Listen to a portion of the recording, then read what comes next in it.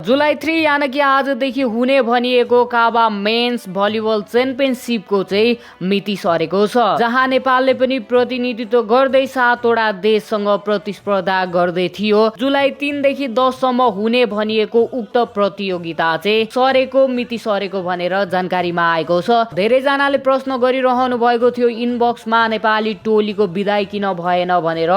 यो सम्बन्धी भिडियो रहेको छ, भिडियोलाई अन्तिमसम्म हेरेर साथ दिन सक्नुहुनेछ। यसअघि नै नेपाली पुरुष टोलीको चाहिँ घोषणा भएर धमाधम ट्रेनिङमा व्यस्त रहेका थिए। नेपाली पुरुष भलिबल टोली चाहिँ यो पटकको नेपालको टिम नयाँ खेलाडीहरूको जोश र पुराना खेलाडीहरूको अनुभवको मिश्रण रहेको छ। यो पटक नेपालको टिम भित्र नयाँ चम्किला तारा सन्तोष हिमाल र राजेन्द्र जस्ता खेलाडीहरू छन् भने अनुभव र जिम्मेवारीमा हरिहजुर रवि नगरकोटी पहल सुनिल भीम रहँदा नेपाली टोली बलियो र शक्तिशाली देखिन्छ।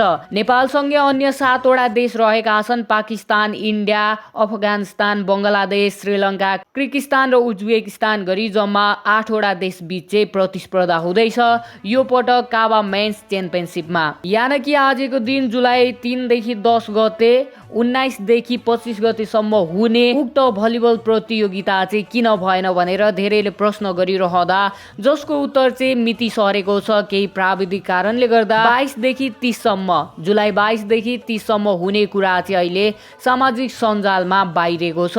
मिति तपाईले याद गर्नुपर्ने हुन्छ 22 देखि 30 सम्म जुलाई।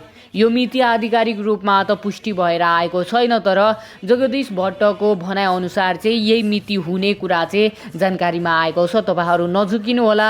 आज नेपाली टिमले कुन देशसँग खेल्दैछ, के खेल्दैछ भन्ने कुराहरू बाहिरिएको छैन, खेल तालिका पनि बाहिरिएको छैन।